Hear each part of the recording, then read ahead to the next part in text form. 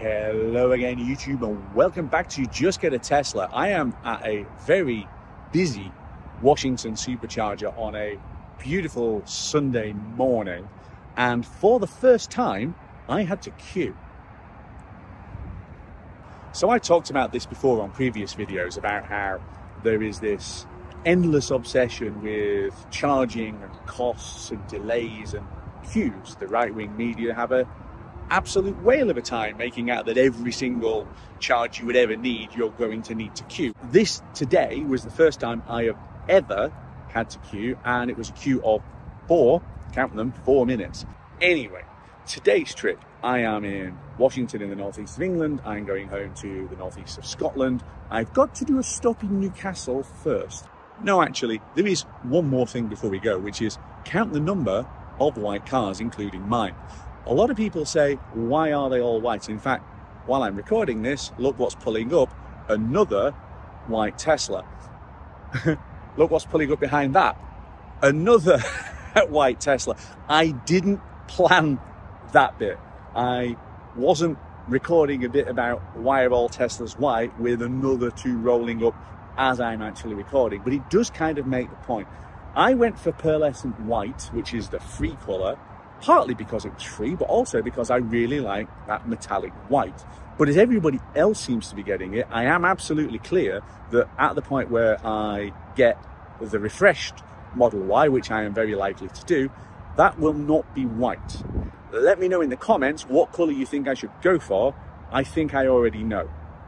So we are still on the charger. We're only getting 64 kilowatts, which we've been getting actually since I got here. So I arrived on 30% or so. Honestly, I don't know what state of charge was when I got here.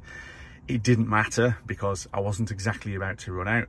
But I am, if we put north on, going to go into the centre of Newcastle first before I head home. So I definitely need enough power to be able to not get me into Newcastle, but to get me further on from there. So I'm actually planning on sitting here until it charges up to probably 75, maybe 80% even, because that gives me a few more options later on. I did ask people to give me ideas about things that you want me to talk about on this trip when I put a community post up a few days ago, and one of the questions is perfect for where I am now. Hang on, another white car coming in, another one. So what they asked me to say is about supercharging and how it works with regards to how long you need to charge up for. Well, let's have a look. So putting it quite simply, I'm sat here with 65% in the battery, still charging at 64 kilowatts because these are split 130 kilowatt chargers, which are old and slow, and it's telling me I've got 5 minutes remaining to continue the trip. What is that? Well, what I have done is I have told it that I want to go from here to home via the centre of Newcastle. So it has put in where I am and obviously where I'm going, and it's then telling me. So the relevant bit here is the state of charge in Edinburgh when I get to the supercharger there. It's saying I'm going to arrive on 17%. Now, I think I could go now because 17 is absolutely fine. You can arrive on a lot less than that, but the car is basically balancing itself against what state of charge would it like you to have when it arrives at some of these places. The question was asked, can you just ignore that and stay longer? Yes, you absolutely can. And here is the other point about this. You know, not only can you charge for as long as you want to charge, but sometimes at these chargers, let's just go onto one of the chargers. If I was to go and find one of the, that's exciting. Let's go and find another Tesla supercharger. So we go up here. So this is the Addiston supercharger, where I'm not actually sure there's even 6 stalls available anymore because there have been some collisions with trucks and other things. But that is not going to be a problem in terms of availability by the look of it. But if it was really busy, instead of it saying 6, like this one here as an example, it will limit you as to how much charge it will actually let you put in. So if I put this one on now, you can see 15 minutes or so of wait time. What it will do if you come up to a charger like this is it will limit you to 80%. That is the charge limit that you are basically stuck with. But you can override even that as well. So if you just go onto the charging menu, quite literally, you can just go and move the slider. So wherever your state of charge limit is, so if you're on a car that's got a battery that wants to be charged to 100% all the time, then quite simply, you just override it and put the slider back to wherever you want. So you can, again, do what you please with supercharging. Oh, by the way, people ask me questions about pricing. So you can see here, this is 48 pence per kilowatt hour, and it will show you that when you go onto the map and you put chargers on, and you can see there that you have got different times of day where there's different prices. I mean, 24p a kilowatt hour if you're willing to charge up between midnight and 4 a.m. Now, personally, it's a hotel, so I suppose if you were staying here, you could get out of bed and do that, maybe, if you really wanted to. Otherwise, I wouldn't bother. Another one of the questions that I have been asked in the community tab on YouTube is about how you can get more range out of the car. What are the tips in terms of settings and other things to be able to maximize the range? And the answer to that one is fairly straightforward. Other than chill mode, you don't actually have other options. All you can do is ease your right foot, right? Drive a little more gently, and it's exactly the same in any car, regardless of the powertrain and what kind of fuel it's using. The harder you drive a car, the more energy that you're going to burn. So in my case, I've got the energy use app open, which, by the way, is this green thing here. That is now showing me on my 30 mile and 15 mile and 5 mile averages how much power that I've consumed. Now, you might look at that and think, good grief, Ian, what on earth have you been doing? Especially on, you know, like the 5 mile one, 423 watt hours per mile. Now, here's the reality check. Most of that energy was used heating the battery so that it was at the right temperature to be able to charge. That is not me driving with a heavy foot. But if you are going along and your energy use chart is showing you that you're burning quite a bit of power, the easiest way for you to burn less power is drive more gently. And that's literally it. If you are constantly accelerating and then decelerating, yes, you're going to be putting energy back into the battery, which basically you can't really see a huge amount of here, but anything below the line, that's, you know, adding power back in. But you're always going to add in less power than you've consumed. So the easiest way of maximizing your range is basically just drive gentler, go a little slower, don't accelerate as hard, don't be stop starting all the time if you don't have to. Observe the road ahead and think about, you know, can I coast up to these traffic lights instead of braking to a stop and then having to pull out again? It's just things like that. Now on 75% with enough charge to continue the trip, and we have got a big stack of other cars now queuing, so we're going to go and unplug, because that's the sensible thing to do. The car's now telling me I can go. Literally push the button and stick it back in, and you know whether it's one of these old V2 tombstones because it's got two connectors. If it's got two connectors, it's going to be slow. So I am on autopilot, as you can see here on the road towards Edinburgh. I'm on the Carter Bar, Sutra Bar, A68 route across to Edinburgh. Once again, this is the United Kingdom in 2024, and there is no even dual carriageway route from the northeast of England to Scotland. So you have a choice of country tracks to drive yourself across, but hey, it's okay. It's Sunday afternoon. Let's just bimble our way along anyway. Since I left the Supercharger, I have done, what, 294 watt hours per mile, which is actually exactly on the total for the trip since I set off from home on Thursday, and also the same number for the average that I've got through this winter, so since the car had a brain transplant basically. So it's 294. all the way across the board. That you don't see very often. In this kind of conditions, on this kind of trip, this car is just effortless to drive. Effortless.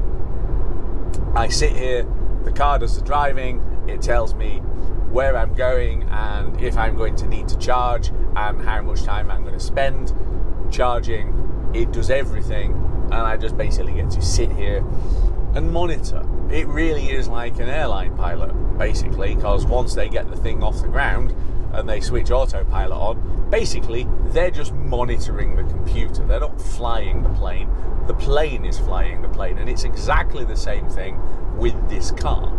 I am monitoring, so I'm here with my hands ready to take over should I need to do so, but knowing that I can go around that kind of bend on even the primitive version of autopilot that I have, and everything is going to be fine. That's better. How pretty is that? So this is Northumbria, and I like Northumbria. Yeah, it didn't like that bit. It went slightly over the line, but there's nothing coming, so I can let it do so. Now, let's just briefly talk about why it did that.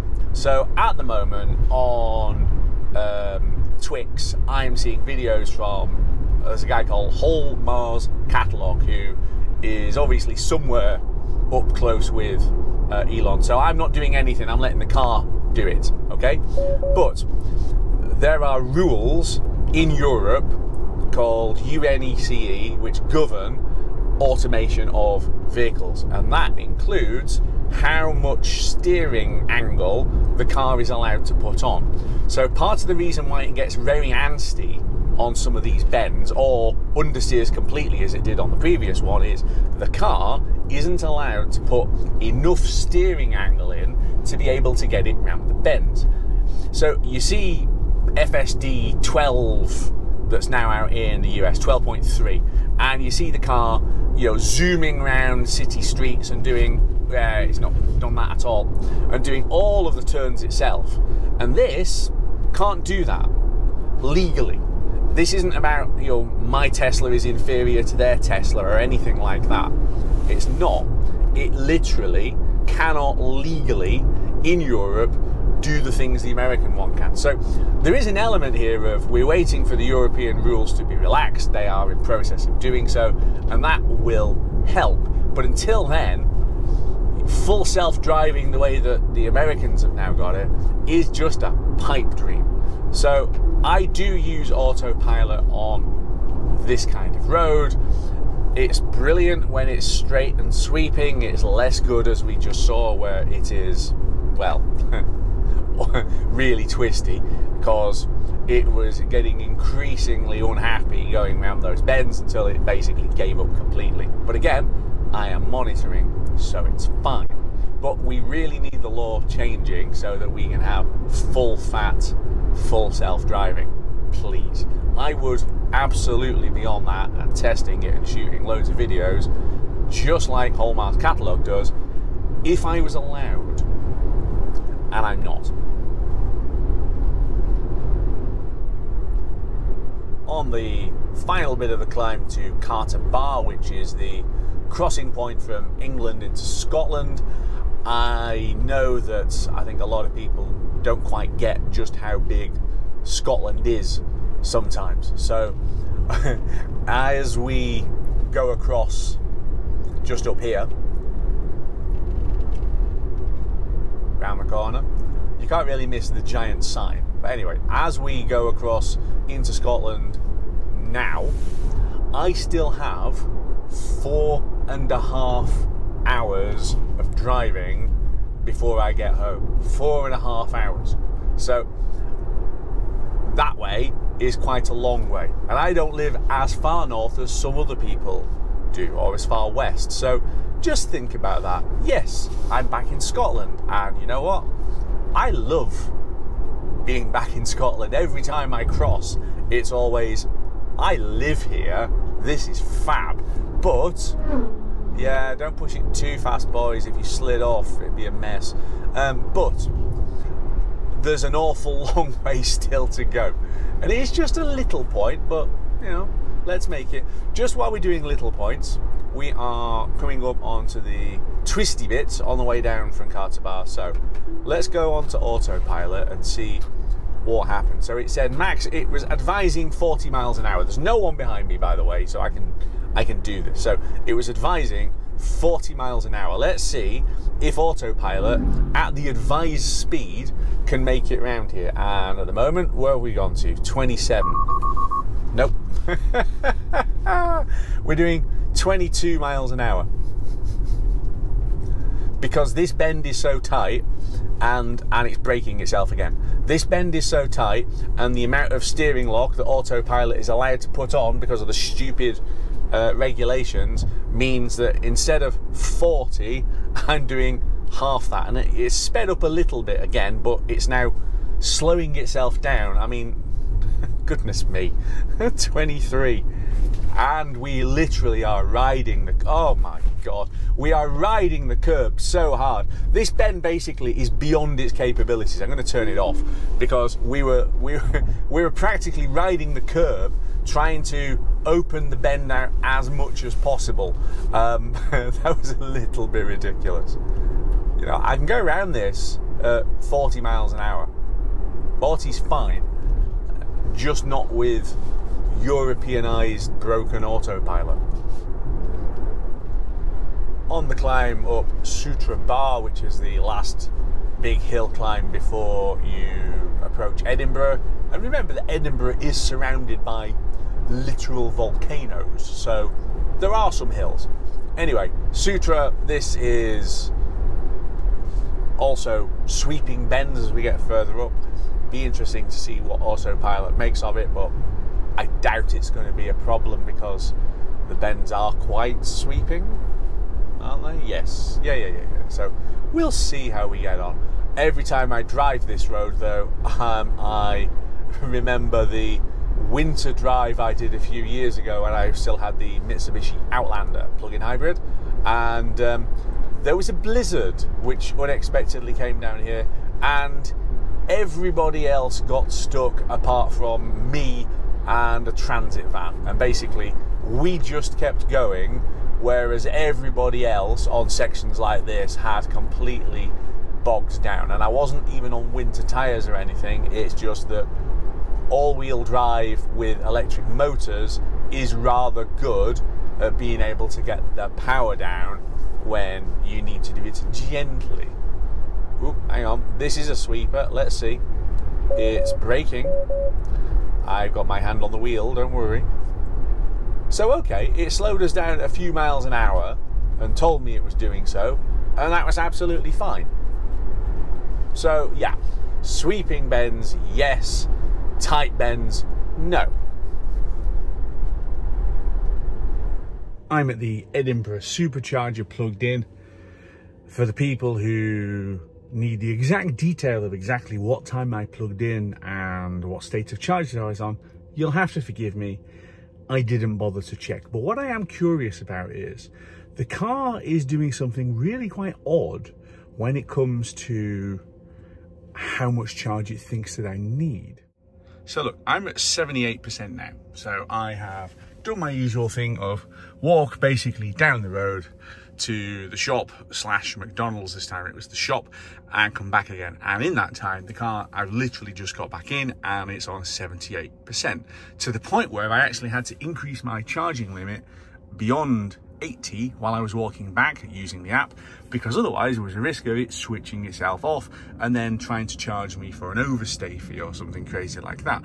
But it's saying 20 minutes remaining to continue the trip. Look, I have got 162 miles left to run, okay? And it's saying I'm going to arrive on 9%. And that, for me, is absolutely what I would be expecting with 79% or so of the battery. So it is going to burn, you know, around 70% or so. It usually does. But it's still telling me another 20 minutes. Why is it doing that? Yeah, that really doesn't make any sense at all. I've literally sat and just done the maths, and if I left now, I'd have to do worse than 2.7 miles per kilowatt hour to run out, which there's no way on this planet that I'm going to burn that much power, because it's a warm, sunny spring day. I don't need to worry about some of the things that might be in the weather or something which might burn more power, or perhaps I'm going to be doing 140 miles an hour all the way home, which again would burn more power. So this is one of those ones where, to go back to the question that was asked on my community post, where I said, please give me questions that you'd like me to answer about trip planning. And one of them was about, you know, do you have to sit and religiously do whatever the car tells you when you're on the supercharger?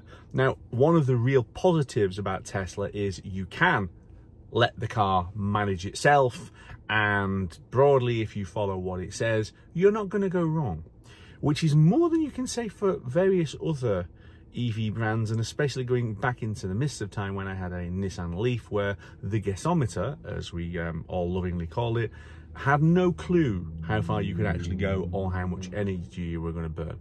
This is accurate, so this shouldn't be a thing. But can you ignore it? Well, yes, you can, because this is still telling me, sorry, this as in this is still telling me that I have to charge for another 15 minutes to continue my trip, despite the fact that the car's now on 83%. So basically, it's gone a little bit mad. I'm going to go out and unplug it now so I can go home. We're on the A90 in between Dundee and Aberdeen, basically. The sun is low enough in the sky behind me that not only have we got these long shadows, but the colours have started to go really pretty, which is always a time of the day that I like. But other than that, we are just cruising along reasonably happily, doing a GPS 70, which is indicated 71, 269 watt hours per mile, which is pretty decent, and certainly lower than the entirety of this trip where I'm on 286. So earlier in the video, everything was on 294. You can now see that that is coming down. So despite doing the speed limit, excuse me. So despite doing the speed limit, my energy use is dropping, which is great, and I would expect that that kind of thing is going to carry on now as we roll through the spring and the temperatures and the weather and things just get better and better. Ironically, the car was still desperate for me to stay charging. If you remember, in Edinburgh, it's now saying I'm going to arrive home on 23%, so I absolutely could have disconnected earlier than that. You know, 13% would be fine. 5% would be fine. I've come home on the drive north from Edinburgh with genuinely a couple of percent left, and it's absolutely fine because it tells you that's what you're going to get. So I really don't know what on earth it was thinking, saying that I needed to keep on charging, but never mind, it's not a problem. And that basically is that trip that had a little bit of everything. So some fun at the supercharger, some observations about why are all Teslas white even when they're not, some fun with autopilot testing, and then really good efficiency on the way home. The one thing that I would say on autopilot, as we sit in the UK basically waiting for somebody to come and, well, legally rescue us, the law really does need to be changed so that we can benefit from what these cars can actually do. And I know I've made videos in the past where I'm a little bit skeptical, and I still am, but there's only one way to find out. So don't forget to like and subscribe if you haven't done so already. Subscribing is free. There's not many things in life which still are. Bell icon, share the video, all of those usual things, and leave loads of comments. The algorithm loves those. And I will see you back here very soon on Just Get a Tesla.